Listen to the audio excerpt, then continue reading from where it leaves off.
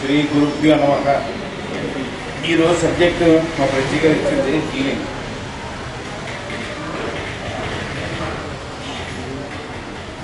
Healing చెప్పే ముందు చిన్న అలవాటు గుర్తొచ్చి కూర్చోగానే పరమానంద శిష్యుడు కాదని.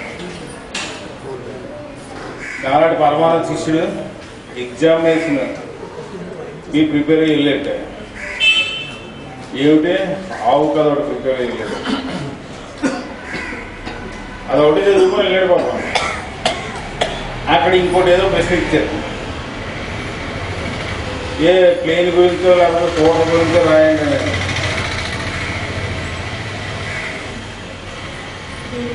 ప్లేన్ గురించి రాయమంటే ప్లేన్లో కూర్చున్నాను, పక్కన ఫీల్డ్లో ఆవు కనిపించింది, ఆవు ఇలాగ ఉంటుంది అలాగ ఉంటుంది.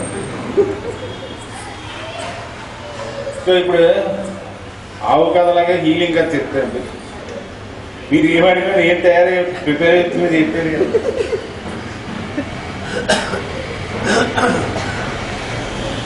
హీలింగ్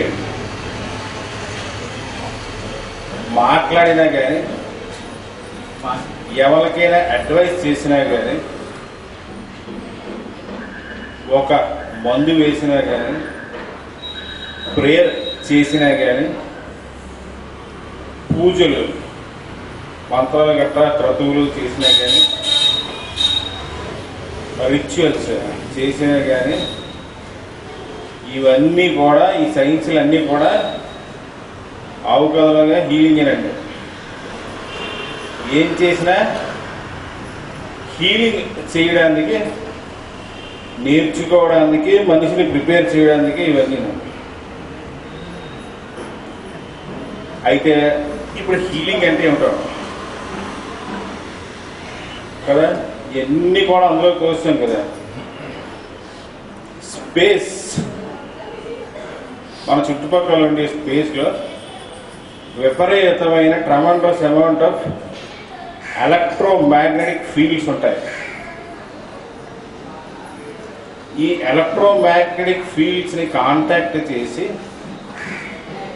వాటిని ఉపయోగించుకొని పక్క వాళ్ళకి ఏమైనా చేయగలిసి తద్వారా మనిషిలో ఉన్నటువంటి లేదా పేషెంట్లో ఉన్నటువంటి blocks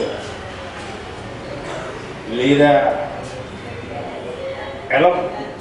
psychological and biological flood gates అన్నారు ఈజీగా, వాటిని ఓపెన్ చేయగలగడం హీలింగ్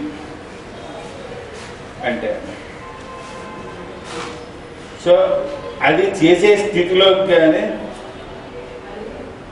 స్పేస్లో ఉన్న ఈ ఎలక్ట్రిసిటీని వాడుకోవడంలో కానీ పొందేటటువంటి ట్రైనింగ్ ఇవన్నీ.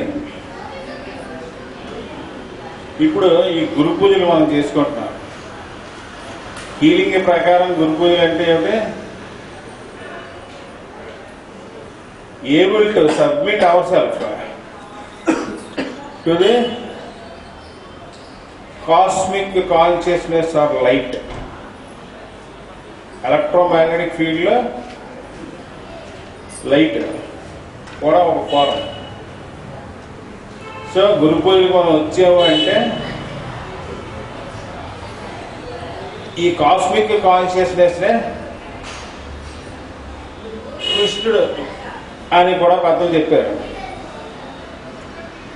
ఆయన దగ్గర కూర్చొని ఆయనకి సబ్మిట్ అయ్యి ఆయన మనల్ని హీల్ చేసి ప్రయత్నమే గురు పూజ.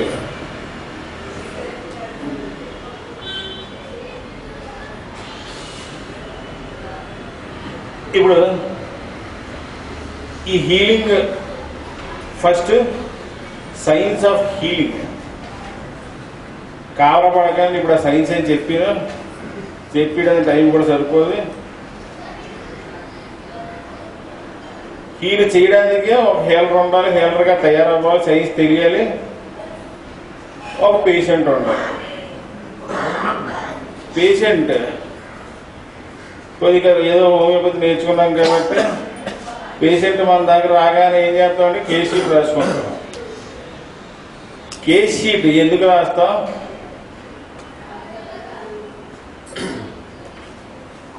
వీడు హెల్త్ నుంచి ఎలా డీవియేట్ అయ్యి ఏ స్టేట్లో ఉన్నాడని తెలుసుకోవడానికి మాత్రమే కేసీట్ రాసుకుంటాం. హెల్త్ అన్నది న్యాచురల్, డిసీజ్ అన్నది ఏ టెంపరీ. అంటే ఈ కాలు చేయకపోయినా చెప్తే నమ్మడం వినగానే మరి తప్ప సత్యమైతే అంతే. జలుబు చేసింది డీవియేషన్, జ్వరం వచ్చింది డీవియేషన్. అంటే డీవియేషన్ ఎక్కడి నుంచి ఎలా డీవియేట్ అయింది, ఏం డీవియేట్ అయింది చూసుకోవడానికి కేస్ షీట్ రాసుకోండి.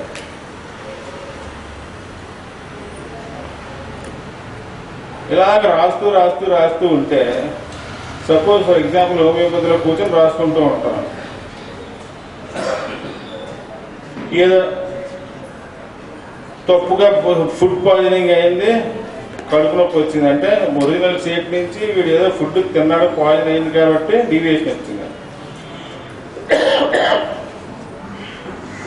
ఇలా కాకుండా ఇలాగా ప్రతి ఈ భూమి మీద చూసినటువంటి అయితే కొన్ని millions and millions of people ఉన్నారు. వాళ్ళందరికీ వెళ్ళి హోమియోపతి మందులతో ట్రీట్ చేసి ఇవన్నీ అవ్వవు కాబట్టి మాస్టర్లు ఏం చేశారు, కొంచెం తెలియని వాళ్ళు కదా, వాళ్ళకి అన్నీ తెలుసు కదా, వాళ్ళు ఏం చేశారంటే హీలింగ్ అన్న టెక్నిక్ వాడు కనిపెట్టారు. సో ఇప్పుడు మళ్ళా కేసీట్ రాకపోవడంలో కొడతాం. ఇందాక మాస్ గారు చెప్పాడు పైనుంచి కిందకి కదా వచ్చాం క్రియేషన్లోకి. ఒక ఎగ్జాంపుల్ కింద సార్ చెప్పినట్టు లిఫ్ట్లో కిందకు వచ్చాం.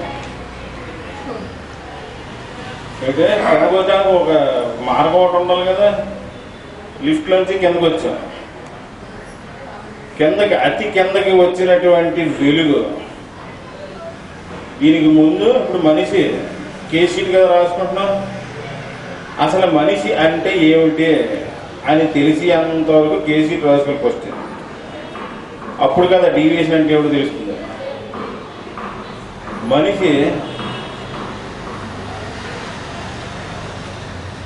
ఎవరండి? ఏ వెరీ వెల్ ప్లాన్డ్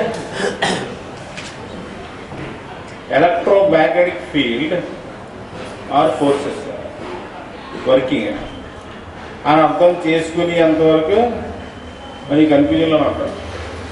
ఇప్పుడు ఈ లిఫ్ట్లోంచి కిందకు వచ్చినప్పుడు అతి కిందగా ఉండేటటువంటి వెలుగుని 5 సెన్సెస్ అంటాం. ఆ స్టేట్లో ఉన్నప్పుడు సెన్సెస్గా పనిచేస్తూ ఉంటుంది. దానికంతా కొంచెం పైన ఇంకొక వెలుగు ఉంటుంది, దాన్ని ఏమంటారు? రిసీవింగ్ మైండ్ అంటారు. ఏదో పేరు పెట్టి పిలవాలి కాబట్టి ఈ రిసీవింగ్ మైండ్ ద్వారా ఈ సమస్తమైన ఇంప్రెషన్స్, లోకంలో ఉన్న అన్ని సబ్జెక్టులు ఇవన్నీ మనలోకి వస్తూ ఉంటాయి. ఇవన్నీ వస్తున్నప్పుడు దానికంట కొంచెం పైనుండే రియాక్టివ్ మైండ్ వల్ల రియాక్ట్ అవుతూ ఉంటాం. ఎవరైనా తిట్టాడు అనుకోండి, కామ్గా ఉంటాం కదా, రియాక్ట్ అవుతుంది కదా. సో ఈ మూడు కలిసి ఎన్విరాన్మెంట్ యొక్క ఇన్ఫ్లుయెన్స్లు మనలోకి వస్తూ ఉంటాయి. కొన్ని లక్షల ఇన్ఫ్లుయెన్స్లు మనలోకి వస్తూ ఉంటాయి. మనం రియాక్ట్ అవుతూ ఉంటాం. తద్వారా ఈ రియాక్షన్ ఎప్పుడు ఏ ఇన్ఫ్లుయెన్స్ వస్తే ఆ ఇన్ఫ్లుయెన్స్కి రియాక్ట్ అవుతూ ఉంటాం. దీన్నే ఈ మూడింటిని కలిపి ఆ రియాక్షన్లో ఉండడాన్ని ఏమన్నారు? బిజీగా ఉండడం అన్నారు. బిజీగా ఉంటే మనం ఏమిటో మనకు తెలియదు, అంతే కదండి. ఈ మూడు కాకుండా ఇంకొంచెం వెలుగు, పైనుండి వెలుగుని అండర్స్టాండింగ్ అంటారు. అండర్స్టాండింగ్ అందరికీ ఉందండి, చాలా బాగా అర్థమవుతుందంటే ప్రతి ఒక్కరికి అర్థమవుతుంది కదండి. ఏ విషయం అన్ని విషయాలు అర్థమవుతుంది. అని అనుకుంటాం. కానీ ఈ అండర్స్టాండింగ్ అన్న వెలుగులోకి చాలామంది రాంగ్. ఎందుకు అలాగా అంటే నిజంగానే అందరూ అండర్స్టాండింగ్ అన్న వెలుగు పనిచేస్తూ ఉంటే పక్క వారిని కామెంట్ చేయడానికి ఆస్కారం లేదు, తిట్టుకోవడానికి ఆస్కారం లేదు, ఇది ఇలాగా అది అలాగా అన్నదికి ఆస్కారం లేదు. అర్థమైంది, మనకు అర్థమైపోతే ఎందుకు రియాక్ట్ అవుతాం?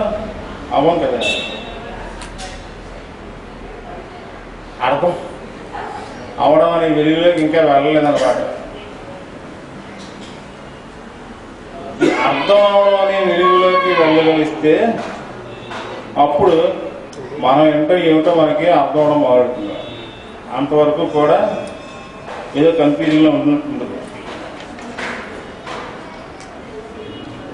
సో ఈ అండర్స్టాండింగ్ అనే వెలుగు లేకపోతే ఏమిటవుతుంది? డౌట్, ఫియర్, హెసిటేషన్ ఇవన్నీ ఉంటాయి. ఇవన్నీ ఉన్నాయి. డౌట్ వచ్చింది, లేకపోతే హెసిటేషన్ వచ్చింది, లేకపోతే ఫియర్ వచ్చింది అంటే మనకి ఇంకా అండర్స్టాండింగ్ రాదని లెక్క. చెక్ చేసుకోవాలి. కేస్ షీట్ మళ్ళీ ఒకసారి చూసుకున్నాం, డీవియేట్ ఎలా అవుతున్నామని చెప్పి చూసుకుంటుండడమే. ఈ అండర్స్టాండింగ్ అనే వెలిగితే అప్పుడు రియాక్షన్, మనం ఎన్విరాన్మెంట్లో జరిగే రియాక్షన్లు అన్నీ చెక్ చేయగలిస్తే, మన బిహేవియర్ని చెక్ చేసుకోగలిస్తే ఈ అండర్స్టాండింగ్ అనేది వెలుగు. ఆ తర్వాత ఇంకొంచెం పైకి వెళ్తే వెలుగుని దాన్ని ఏమంటారు? డిస్క్రిమినేషన్ అంటారు. డిస్క్రిమినేషన్ అంటే మనకి ఏమిటి కావాలి, ఏమిటి అక్కర్లేదు, ఏమిటి చెయ్యాలి, ఏమిటి చేయకూడదు అన్న వెలుగులోకి ప్రవేశించడం జరుగుతుంది. అప్పుడు ఈ డిస్క్రిమినేషన్ పనిచేస్తూ ఉంటే దేంతో పడితే దాంతో ఇన్వాల్వ్ అయిపోకుండా ఉండడం అన్నది సిద్ధిస్తుంది. దానికి తర్వాత వెలుగు విల్ అని అనుకుందాం. విల్ అంటే ఏది మంచిదైతే అది పాటించడం విల్, లేదా మంచిది అనిపించిన దానికి మార్పు చేసుకోవడం విల్.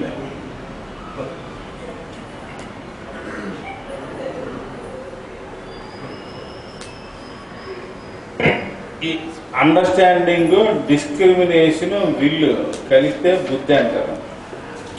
సో ఇప్పుడు లిఫ్ట్లోంచి డీవియేషన్ కిందకు వచ్చినప్పుడు ఎక్కడ ఉన్నామండి? ఎవరి మట్టుకు వాళ్ళు తెలుసుకొని లిఫ్ట్లో కూర్చోగలిస్తే దాన్ని సైలెన్స్ అంటారు. లిఫ్ట్ ఎక్కడ ఉంటుంది? అదే పైకి వాళ్ళకి వెలుగులోకి పైకి లిఫ్ట్ ఎక్కడ ఉంటుంది అంటే వెన్నుముకలో ఉంటుంది. అంటే సైలెంట్గా వెన్నుముకలో లిఫ్ట్లో కూర్చున్నటువంటి వాడు సైలెన్స్లో ఉన్నట్టు. లేదంటే పరిగెడుతూ ఉంటాం, లిఫ్ట్లోకి బయటకు వచ్చుతుంటాం కదా. పొద్దున్న లేచి ఆఫీస్ నుంచి ఫోన్ వచ్చింది, లేకపోతే ఇంట్లో పాలు తెచ్చుకోవాలని పరిగెట్టమే. లిఫ్ట్లో ఉండట్లేదు, మనగా ఉండట్లేదు.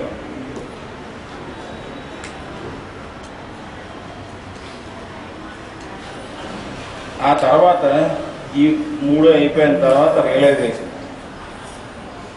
నెక్స్ట్ వెలుగు అంటే రియలైజేషన్. రియలైజేషన్ అంటే మనం అంటూ ఏమిటో మనకు తెలియదు. అప్పుడు మనం నిజంగా మనం అంటూ మనం ఏమిటో తెలుస్తుంది. ఆ తర్వాత ఇంకొంచెం పైన ఉండేటటువంటిది ఇంట్యూషన్. ఇంట్యూషన్ అంటే లోపల నుంచి డైరెక్ట్గా తెలిసేది, అంటే లోపల నుంచి వెళ్ళడం. అప్పుడు ఏ సబ్జెక్ట్ కావాలంటే ఆ సబ్జెక్టు, ఏ సైన్స్ కావాలంటే ఆ సైన్స్ మెడిటేట్ చేస్తే లోపల నుంచి వెలిగి మన రియలైజేషన్లోకి ద్వారా వెలుగుతూ ఉంటుంది.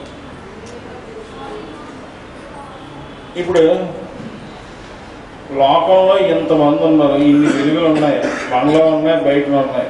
ఇవన్నీ ఎన్నో రకాలైన సైన్స్లు ఉన్నాయి. దీన్ని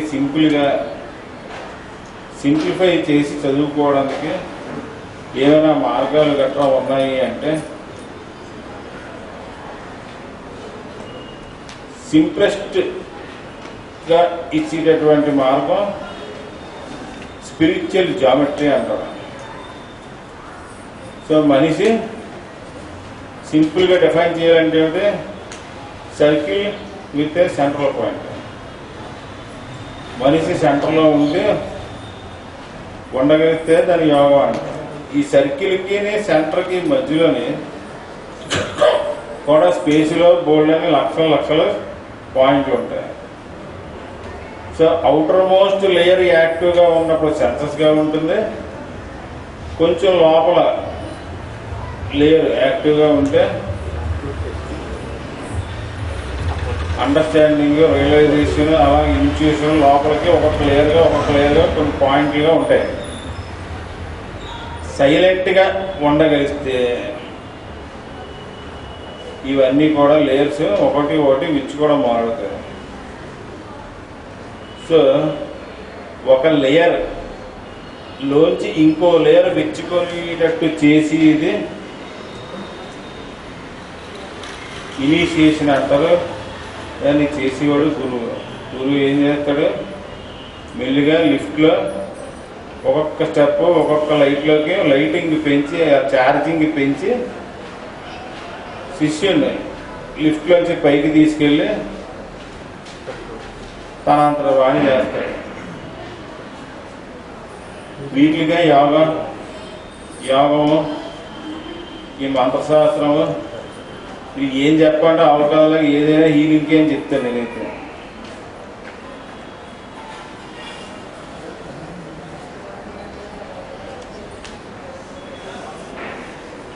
సో ఈ సైన్స్ తెలుసుకోవాలంటే ఏం చేయాలి?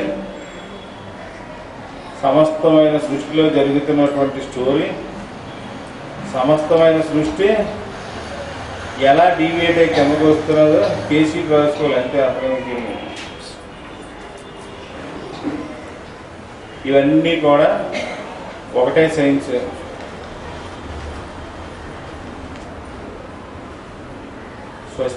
స్వస్తి ప్రజాపతి పరిపాలన యంత్రాన్ని న్యాయేన మార్గేణ మహిమహిత గోబ్రాహ్మణ